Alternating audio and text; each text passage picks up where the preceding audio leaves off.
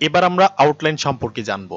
এই আউটলাইন জিনিসটা কি এবং সিএসএস এর মধ্যে এই আউটলাইন জিনিসটাকে কিভাবে ব্যবহার করতে হয়।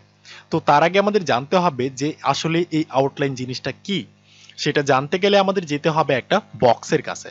সো দেখতে পাচ্ছেন আপনাদের সামনে কিন্তু একটা বক্স দেখা যাইতেছে এবং এই বক্সের মধ্যে কিছু টেক্সট দেখা যাইতেছে এবং এই টেক্সটের চতুর সাইড দিয়ে একটা বর্ডার দেখা যাইতেছে। সেই বর্ডারের কালার হচ্ছে হলুদ কালারের একটা বর্ডার এবং এই হলুদ কালারের বর্ডার বাইরেও কিন্তু আরেকটা বর্ডার দেখা যাইতেছে। সেই বর্ডারের কালার হচ্ছে গোলাপি কালারের একটা বর্ডার। তার মানে আমরা দুইটা বর্ডার দেখতে পারতেছি এবং মাঝখানে কিছু টেক্সট দেখতে পারতেছি। এবার প্রশ্ন হচ্ছে এইখানে আউটলাইন জিনিসটা কোনটা, আউটলাইন জিনিসটা কি, এখানে কি আসলে আউটলাইন জিনিসটা আছে? হ্যাঁ, এখানে আউটলাইন জিনিসটা আছে। তাহলে আউটলাইন জিনিসটা কি? আপনারা যে কিছু টেক্সট দেখতে পাচ্ছেন, এই টেক্সটের একটা এরিয়া হচ্ছে হলুদ কালারের বর্ডারটা। টেক্সটটা হচ্ছে ধরেন একটা প্যারাগ্রাফ এবং এই প্যারাগ্রাফের একটা বর্ডার সেট করা হয়েছে, সেই বর্ডারের কালার হচ্ছে হলুদ কালার। এবার এই এরিয়ার একটা আউটলাইন দেওয়া হয়েছে, সেটা হচ্ছে গোলাপি কালারের। সো এই টেক্সটের এরিয়া হচ্ছে হলুদ কালার এবং এই পুরা হলুদ কালার এবং টেক্সটের এরিয়াটা জুড়ে তার বাইরে যে 2 নাম্বার যে বর্ডারটা আপনারা দেখতে পাচ্ছেন সেটাই হচ্ছে এই এরিয়ার আউটলাইন। এবার আমরা এই ভিডিওতে করব কি, এই ভিডিওতে আমরা এই আউটলাইনটাকে ক্রিয়েট করার চেষ্টা করব এবং এই আউটলাইনটা কিভাবে বানাতে হয় সেটাই আমরা দেখব। দেখেন আউটলাইনটা কিন্তু একটা বর্ডারের মতো দেখা যাইতেছে। তার মানে টেক্সটের একটা বর্ডার এবং বর্ডারেরও বাইরে হচ্ছে আরেকটা বর্ডার, মানে সেটা বর্ডার না, আসলে সেটাকে বলে হচ্ছে আউটলাইন। সো এই আউটলাইনটাকে কিভাবে বানাতে হয় দেখবো আমরা এই ভিডিওতে। তো তার আগে আরো কিছু প্রশ্ন আছে, সেটা হচ্ছে কি আউটলাইনের প্রপার্টিস গুলা কি কি। আউটলাইনের প্রপার্টিস হলো 1 নাম্বার আউটলাইন উইথ নামের একটা প্রপার্টি আছে।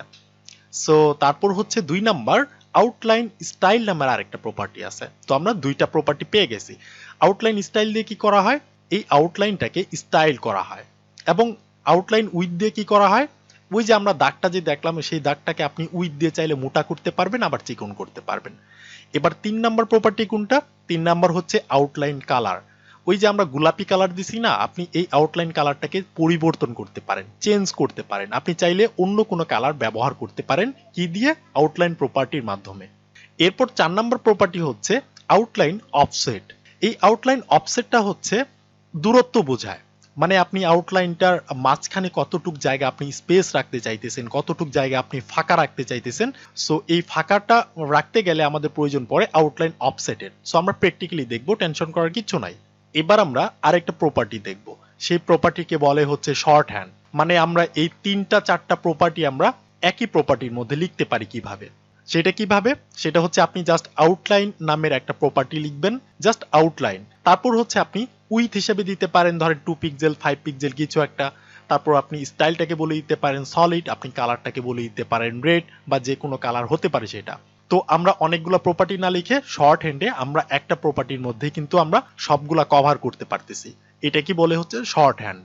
তো চলেন আমরা প্র্যাকটিক্যালি দেখে নেই কিভাবে আউটলাইনটাকে বানাতে হয়। আমি চলে আসলাম আমার HTML ফাইলের মধ্যে। এবার আমি প্রথমে একটা পি ট্যাগ বানাবো। তো বানাইলাম, এটার মধ্যে আমার কিছু লেখা লাগবে। তো আমি লরেম ইসলাম থেকে 10 ওয়ার্ডের কিছু লিখি। সো লিখে ফেললাম। এবার আমাদেরকে দেখতে হবে যে লেখাটা আমাদের ব্রাউজারে শো করে কিনা। সো আমি সেভ করে আমাদের ব্রাউজারে যাই। সো দেখতে পাচ্ছেন এখানে কিন্তু আমাদের লেখাগুলা ব্রাউজারে শো হয়েছে। ওকে, এবার আমি এই পি ট্যাগটাকে আমাদের স্টাইল শিটে ধরবো, মানে আমাদের সিএসএস ফাইলের মধ্যে ধরবো। তো আমি অনেকভাবে ধরতে পারি, আমি এখানে ক্লাস নাম দিতে পারি চাইলে, বা আমি চাইলে এখানে আইডি দিয়েও ধরতে পারি। সো আমি এগুলা দিয়ে না ধরে শুধুমাত্র পিটা দিয়ে ধরি, মানে ট্যাগের নামটা দিয়ে ধরি। কারণ হচ্ছে আমাদের বডির মধ্যে পি ট্যাগ নামের আর কোনো ট্যাগ নাই। সো এই পিটাকে আমরা আমাদের স্টাইল শিটে যাই, গিয়ে পিটাকে ধরলাম, ধরে তারপর হচ্ছে সেকেন্ড ব্র্যাকেট ওপেন ক্লোজ করতে হবে আমরা জানি। এবার আমি প্রথমে যে কাজটা করব সেটা হচ্ছে একটা বর্ডার সেট করে দিব। সো বর্ডারটা হচ্ছে ধরেন 1 পিক্সেল দিলাম উইথ, এবং স্টাইল হচ্ছে সলিড, এবং কালার হচ্ছে ধরেন ব্ল্যাক কালার দিয়ে দিলাম। এবার আমি সেভ করে রিলোড করি। সো দেখতে পাচ্ছেন আমাদের এই লরেম ইপসাম লেখাটার চতুর সাইড দিয়ে কিন্তু একটা বর্ডার ক্রিয়েট হয়েছে। ওকে, এবার আমি যে কাজটা করব সেটা হইতেছে এটার মধ্যে আমি জাস্ট লিখবো সিম্পলি আউটলাইন, আউটলাইন, তারপর হচ্ছে ড্যাশ, তারপর হচ্ছে উইথ। সো আমি উইথ কত দিতে চাইতেছি ওই আউটলাইনটার। তো আমি উইথ দিতে চাইতেছি ধরেন 10 পিক্সেল কিছু একটা দিতে চাইতেছি। এবার আপনি সেভ করে এসে রিলোড করেন, কিছুই দেখতে পারবেন না। দেখেন কিছুই দেখতে পারেন না, কারণ হচ্ছে এখানে আমাদের আরো কিছু করতে হবে। সেইটা কি, জাস্ট আপনি এখানে লিখবেন যে আউটলাইন, তারপর হচ্ছে ড্যাশ, তারপর হচ্ছে স্টাইল। আপনাকে আউটলাইনের স্টাইলটাকে বলে দিতে হবে। আপনি যে আউটলাইনের উইথ দিয়েছেন শুধুমাত্র 10 পিক্সেল, এইটা দিলে হবে না, আপনাকে আউটলাইনের স্টাইলটাও বলে দিতে হবে। তো আপনি এখানে অনেক স্টাইল করতে পারেন, সেটা হতে পারে সলিড বা ড্যাশেড বা ডটেড, যেভাবে আমরা বর্ডারের বেলায় করতাম। ঠিক আছে, তো আমি সলিড দিয়ে দিই, মানে হচ্ছে কোনো স্টাইল নেই, সলিড স্টাইল। ওকে, এবার আপনি গিয়ে দেখেন তো, রিলোড করেন। সো দেখতে পাচ্ছেন আমাদের এই প্যারাগ্রাফের চতুর সাইড দিয়ে কিন্তু একটা আউটলাইন ক্রিয়েট হয়েছে, বাট অনেকটা মোটা। মোটা হওয়ার কারণ কি, আমরা এখানে উইডটাকে 10 পিক্সেল দিয়েছি। সো আমরা এখানে যদি 5 পিক্সেল করে দিই তাহলে একটু চিকন হবে। রিলোড করি, সো দেখতে পাচ্ছেন একটু চিকন হয়েছে, আমাদের কিন্তু একটা আউটলাইন ক্রিয়েট হয়েছে। এবার আমরা এই আউটলাইনটাকে একটা কালার দিতে পারি। আমরা ব্ল্যাক কালার দিব না, আমরা অন্য একটা কালার দিব। তো আমি এখানে কি লিখবো, জাস্ট আউটলাইন ড্যাশ কালার। এবার আমি কি কালার করব, ধরেন আমি রেড কালার করব। তো আমি রেড লিখে দিলাম, রিলোড করেন, দেখেন আউটলাইনটার কালার কিন্তু রেড কালার হয়েছে। ওকে, এটা কিন্তু রেড কালার হয়েছে। এবার একটু লক্ষ্য করে দেখেন, আমার যে এই প্যারাগ্রাফের টেক্সটটা আছে, টেক্সটের সাইড দিয়ে কিন্তু আমরা একটা বর্ডার করছিলাম কালো কালারের 1 পিক্সেলের। ঠিক আছে, এই যে এই বর্ডারটা, এই যে এই বর্ডারটা 1 পিক্সেলের একটা বর্ডার করছিলাম, সেই বর্ডারটা দেখা যাইতেছে না, একটু একটু দেখা যাইতেছে। এই যে একটু লক্ষ্য করে দেখেন, একটু দেখা যাইতেছে। তো আউটলাইনটা কি হয়েছে, আমাদের বর্ডারের সঙ্গে কিন্তু অ্যাডজাস্ট হয়ে গেছে। তো আমরা চাইতেছি বর্ডার এবং আউটলাইনের মাঝখানে কিছু ফাঁকা থাকবে, একটু স্পেস থাকবে। সেটা আমরা কিভাবে করতে পারি, তো সেইটা করতে গেলে আরেকটা প্রপার্টি আছে, সেটার নাম হচ্ছে আউটলাইন ড্যাশ অফসেট। ঠিক আছে, এই অফসেটের মধ্যে আপনি পিক্সেল আকারে বলে দিতে পারেন কতটুকু ফাঁকা হবে বর্ডার এবং আউটলাইনের মাঝখানে। সো আমি যদি এখানে 20 পিক্সেল লিখে দেই, তাহলে দেখেন এই বর্ডার থেকে এই আউটলাইনের মাঝখানে একটা ফাঁকা জায়গা চলে আসবে। আমি রিফ্রেশ করি, সো দেখতে পাচ্ছেন সরি আউটলাইনটা কেটে গেছে। তো কেটে যাওয়ার কারণ হইতেছে একটু বড় হয়ে গেছে, যার কারণে কেটে গেছে। আমরা যদি এখানে একটু মার্জিন দিয়ে দিই তাহলে কিন্তু সেটা ঠিক হয়ে যাবে। তো আমি এখানে একটা মার্জিন সেট করে দিই, আমি জাস্ট লিখলাম মার্জিন, চতুর সাইড দিয়ে আমি 50 পিক্সেলের মতো মার্জিন দিতে চাইতেছি। তো দিলাম, রিলোড করি। এবার দেখেন তখন ঘটনাটা হয়েছিল কি, তখন সেটা ছিল বাট সেটা কেটে গেছে, মানে সাইড দিয়ে চলে গেছে। তো আমরা যখনই মার্জিন দিলাম, চতুর সাইড দিয়ে একটু জায়গা নিলাম, তখন কিন্তু সেটা মাঝখানে চলে আসলো। তো এবার দেখেন আমাদের টেক্সটটা হচ্ছে এইটা, এবং টেক্সটের একটা বর্ডার দিছি, সেটা 1 পিক্সেলের কালো কালারের, এবং এই বর্ডারের বাইরে দিয়ে কিন্তু আমরা একটা আউটলাইন সেট করে দিছি। আউটলাইনটা কিন্তু আমরা এখন বানাইতে পারি কিভাবে, আমরা জাস্ট এখানে কয়েকটা প্রপার্টির মাধ্যমে আমরা একটা আউটলাইন বানাতে পারি। সেটা হচ্ছে কি, আউটলাইন উইথ আমরা কত পিক্সেল মোটা দিব। আমি যদি এখানে 20 পিক্সেল দিতাম তাহলে দেখেন আউটলাইনটা কিন্তু মোটা হইতো, দেখেন 20 পিক্সেলের মতো মোটা হয়েছে। তো আপনি এখানে আপনার ইচ্ছা মতো দিতে পারেন। সো আমি দিয়ে দিলাম ধরেন 4 পিক্সেল, তাহলে দেখেন এটা কিন্তু চিকন হয়ে গেছে একটা আউটলাইন। ওকে, তারপর হচ্ছে আপনি এখানে স্টাইল করতে পারেন। আপনি সলিড না দিয়ে আপনি যদি বলেন যে আমি এখানে ডটেড দিব, তাহলে কিন্তু বর্ডারের মতোই একদম দেখেন এই যে ডটেড হয়ে গেছে। ঠিক আছে, আবার আপনি যদি বলেন যে না আমি ডটেড দিব না, আমি দিব এখানে ড্যাশেড, তাহলে ড্যাশ ড্যাশ দিয়ে কিন্তু একটা আউটলাইন ক্রিয়েট হবে, দেখেন ড্যাশ ড্যাশ দিয়ে হয়েছে। আবার আপনি যদি বলেন যে না আমি ড্যাশ ড্যাশ দিব না, আমি দিব হচ্ছে ডাবল, তাহলে কি হবে, ডাবল একটা আউটলাইন ক্রিয়েট হবে, দেখেন একটা ডাবল আউটলাইন ক্রিয়েট হয়েছে। ওকে, আবার আপনি যদি বলেন যে না আমি ডাবলও দিব না, আমি গ্রোভ দিব, তাহলে কিন্তু দেখেন একটু স্টাইলটা পরিবর্তন হবে, দেখেন একটু স্টাইলটা পরিবর্তন হয়েছে কিন্তু। আবার আপনি যদি বলেন যে না আমি গ্রোভ দিব না, আমি দিব এখানে হচ্ছে রিডস, মানে একদম কিন্তু বর্ডারের মতোই, আমরা বর্ডারে যেভাবে দেখাইছি সেম, দেখেন এবার কিন্তু একটু চেঞ্জ হয়েছে। আবার আপনি যদি বলেন যে না আমি রিজও দিব না, আমি দিব হচ্ছে ইনসেট, তো আপনি চাইলে ইনসেট দিতে পারেন, এটার স্টাইলটা একটু আলাদা, দেখেন নিচের দিকে পুরোটাই লাল এবং উপরের দিকে দেখেন একটি খয়েরি কালারের মতো কিন্তু একটা ভাব চলে আসছে। তো আপনি চাইলে ইনসেট দিতে পারেন, আবার আপনি চাইলে হচ্ছে আউটসেট দিতে পারেন। আউটসেটটা হচ্ছে দেখেন বাইরের দিকে বোঝায়।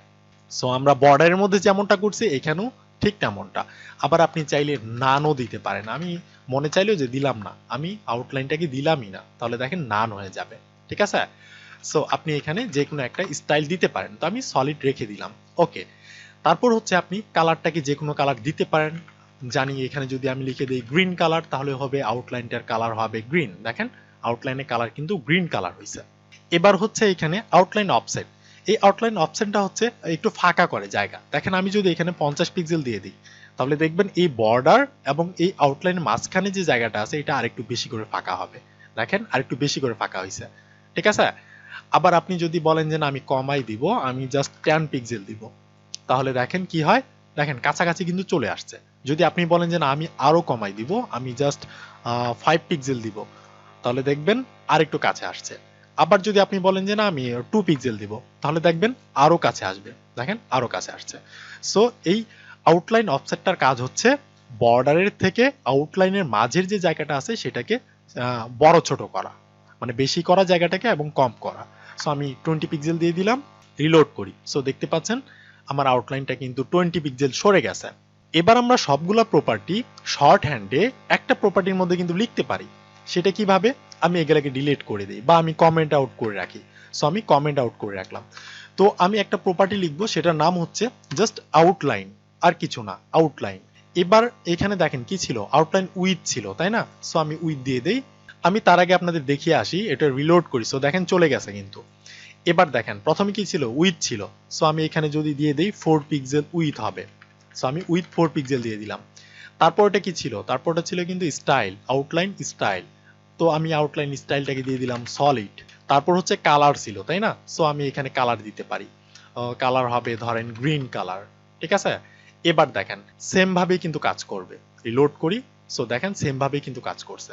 তো আপনি চাইলে শর্ট হ্যান্ডে আউটলাইন প্রপার্টির মধ্যে কিন্তু এই তিনটা লিখতে পারেন, যেভাবে আমরা বর্ডার প্রপার্টির মধ্যে 3টা ভ্যালু লিখতাম, সেম ভাবে আপনি লিখতে পারেন এখানে। এবার এখানে আপনি আরো 3টা ভ্যালু ব্যবহার করতে পারেন। এই পিক্সেল না ব্যবহার করে আপনি 3টা ভ্যালু ব্যবহার করতে পারেন। সেগুলো হচ্ছে কি, এক নাম্বার হচ্ছে থিন। থিন মানে জানি আমরা পাতলা একদম। দেখেন রিলোড করি।